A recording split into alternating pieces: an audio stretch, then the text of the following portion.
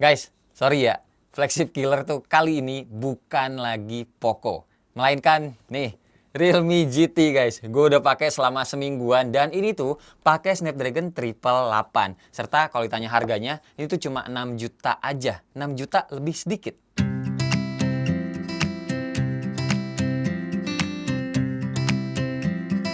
Hai semua, gua Wasa. Guys, jadi ceritanya handphone ini tuh dikirimin sama Realme Indonesia ke tempat gua ya, buat gue coba selama semingguan. Udah nahan banget nih tadinya gua mau publish lewat sosial media gue, tapi ya nggak boleh. Nah kali ini jadinya lega, akhirnya gue udah bisa publish videonya.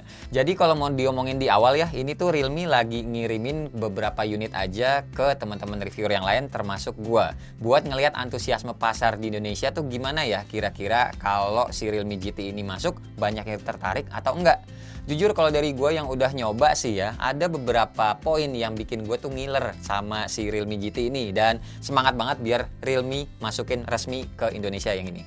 Pertama, bahas dari sampulnya dulu deh. Boxnya ini maksudnya sebagai barisan paling depan kalau lagi jualan. Boxnya tuh beda dari Realme yang lain. Boxnya mayoritas warnanya abu-abu memanjang begini, dan ada tulisan-tulisan tuh kayak begini. Kesannya fresh banget kalau mata gua ngeliatnya. Isi di dalamnya tuh standar aja. Selain ada handphonenya, ada kertas manual, casing bawaan, kabel Type A to Type C, sama kepala charger 65 watt Super DAT. Lanjut poin yang kedua, yaitu handphonenya ini sendiri punya warna serta material yang unik di bagian back covernya. Yang warna kuning ini tuh materialnya adalah leather, dan yang warna hitam ini adalah kaca. Ngelihatnya ya anti mainstream aja gini loh, keinget sama Realme 7 Pro yang special edition ya, yang punya finishing dua warna juga bagian back covernya, dan pakai material yang leather juga. Terus poin yang ketiga adalah soal harganya guys. Gua sih ngecek di India ini tuh harganya Rp31.500, dan kalau dirupiahin ini tuh cuma sekitar Rp6.136.000. Mungkin ya kalau masuk Indonesia harganya 7 juta kali. Dan kalau bener harganya segitu, fix lah jadi Snapdragon 888 yang paling murah saat ini di Indonesia. Sekarang tuh kalau ngomongin ya Snapdragon 888 yang paling murah dimilikin sama Xiaomi kan, yang harganya tuh 9.999.000 alias 10 juta. Oke, lanjut ke experience-nya gue pakai handphone ini tuh ya pastinya ada plus sama minusnya. Cuma gue ngomongin minusnya aja dulu deh ya biar nggak penasaran. Yaitu ada di bagian layar depannya nih ya, sebenarnya secara kasat mata bagus. Pakai panelnya tuh Super AMOLED, ukurannya 6,4 inci, punya refresh rate 120 Hz dengan touch samplingnya tuh nyampe 360 Hz, dan udah dikasih juga anti gores bawaan. Cuma nih ya, Realme GT ini kalau dilihat dari depan tuh kayak sama-sama aja dengan Realme 7 Pro ataupun Realme 8 Pro. Jadi ya secara penampilan sebenarnya ini handphone dari depan nggak kelihatan kalau jeroannya tuh buas. Mungkin kalau layarnya dikasih lengkung dikit atau dikasih curve gitu ya, akan kelihatan bedanya. Oke, lanjut lagi bagian performa fingerprintnya yang di dalam layar ini gua sih nggak ada masalah, pun begitu face unlocknya juga sama-sama cepat. Terus ya ini tuh handphone selama gue mainin si Snapdragon 888 ini tuh termasuk handphone yang enak banget buat kita pegang satu tangan ataupun dua tangan sambilan main game ataupun nonton film gitu ya. Nah soalnya gue tuh nge-compare dengan 4 device Snapdragon 888 yang lagi ada di tempat gue sekarang, dengan catatan ROG 5 lagi dipinjam dan Asus Zenfone 8 udah dibalikin guys. Jadi comparannya yang gue punya ini ada OnePlus 9 Pro, ada Oppo Find X3 Pro, Mi 11 Ultra, sama Mi 11. Nah lihat dulu deh ya, nih kalau kelimanya gue sandingin bareng paling kelihatan kan yang ngejreng sendiri mana. Ini tuh kuningnya nyolot banget guys. Beratnya juga pas ini si Realme GT, 4500 mAh baterainya, makanya ini handphone juga kenanya ramping. Dan kalau ditanya soal durasi ngecasnya, udahlah ya, kayak biasalah 30 menitan doang, dan ini teman-teman juga bisa ngeliat sendiri, maklum coy. Super Dart mah selalu menyenangkan lah soal ngecas-ngecas. SOT-nya juga gue dapet 7 jam lebih. Dipakai main game kalau intens banget juga ini tuh berasa anget-anget kuku aja. Nah tapi nih ya, pasti teman-teman nggak percaya kan kalau ini tuh Snapdragon 888 di Realme GT termasuk adem. Soalnya material belakangnya balik lagi, ini pakai kulit yang sifatnya bukan penghantar panas yang baik. Terus frame-nya juga plastik, bukan metal kayak yang lain. Terus di Realme GT ini juga punya sistem pendingin yang pakai stainless steel. Enak deh beneran pokoknya nih ya dipegangnya pada saat kita main game dan dipakai sehari-hari. Pas aja gitu rasanya kalau dibandingin sama Snapdragon 888 yang lain yang tadi udah gue sebutin, kan ukurannya pada lebih gede-gede gitu loh. Speakernya juga stereo, terus ada NFC, dan masih ada juga jack audio nih di sebelah kiri bawah. Flagship ini coy, jarang banget yang ada jack audionya kan. Terus storage yang nyampe ke tempat gue juga ini 128 GB UFS 3.1 dengan RAM 8 GB LPDDR5. Lanjut sekarang bahas soal kameranya. Sebenarnya ya ini tuh gimana ya? Nggak ada yang spesial sih dari kameranya si Realme GT ini. Kamera utamanya tuh 64 megapiksel, bukan kayak flagship yang lain yang punya gimmick misalkan kayak 108 megapiksel lah.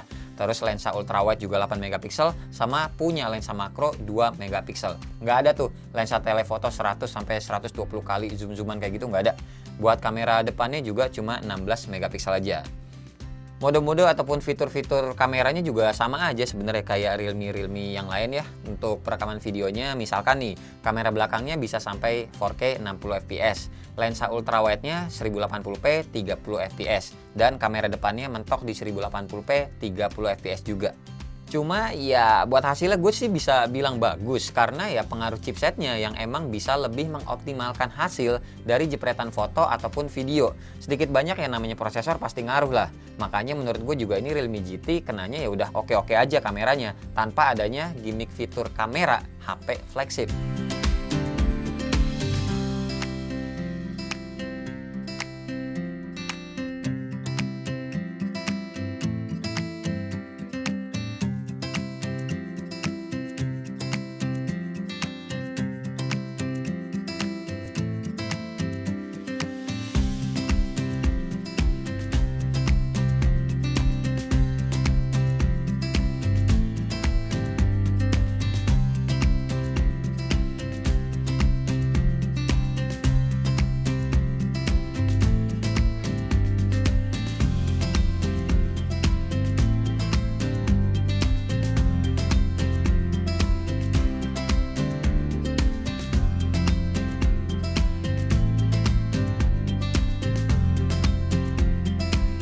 Oke, yang ini contoh video 1080p ya, 30 fps, jaraknya segini tuh ke kaki gua. Soalnya habis ini akan gua aktifin ultra steady-nya.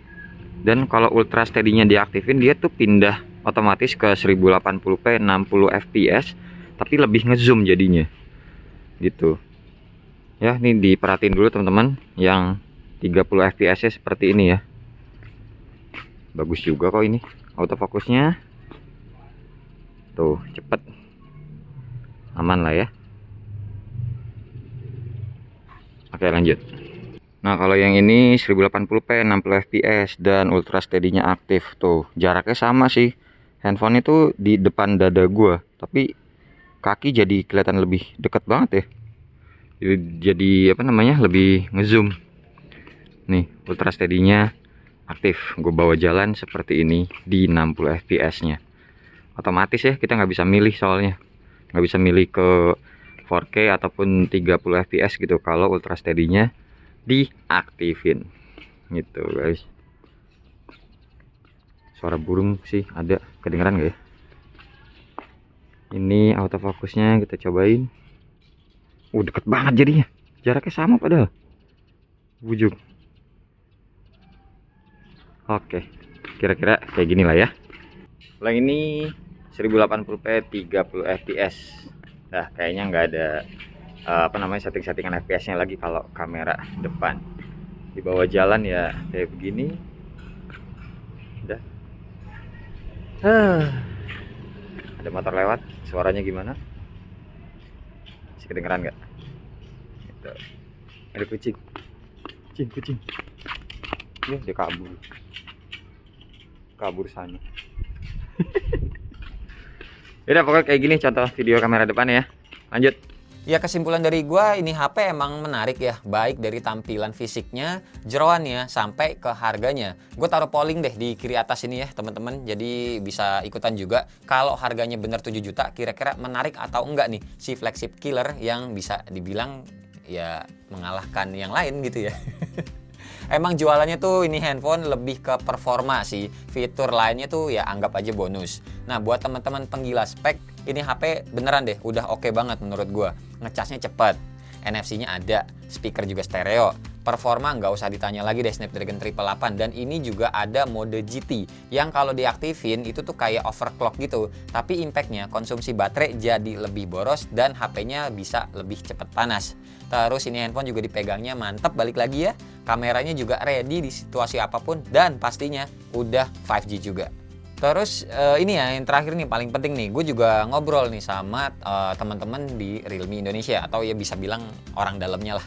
Mereka sebentar lagi katanya mau masukin Realme seri GT juga yang lain ke sini, bukan GT yang ini guys. Nah cuma GT-nya apaan? Gue juga nggak dikasih tahu, clue-clue berikutnya itu nggak ada. Nah katanya disuruh tunggu aja gebrakan selanjutnya. Nah gue nggak tahu dah. Kira-kira teman-teman bisa nebak nggak Realme GT apaan sih yang bakalan masuk? Maksudnya gue nggak nemu. Emang ada Realme GT Lite atau GT Pro atau GT apa gitu yang lain? Kali teman-teman tahu ya tulis aja di kolom komentar di bawah ya. Yaudah, paling segini aja video gue kali ini untuk Realme GT. Aduh, ini keren banget nih. Hitam kuning kayak gini demen gue guys. Mentereng. Terima kasih banget pokoknya buat teman-teman yang udah nonton dari awal sampai akhir. Dan seperti biasa nggak usah di like, nggak usah di share, dan nggak usah juga di subscribe channel ini kalau tidak bermanfaat. Tapi kalau bermanfaat ya silahkan share juga dong ya ke teman-teman. Siapa tahu nambah pahala. Sampai ketemu di video selanjutnya. Bye-bye. Cheers.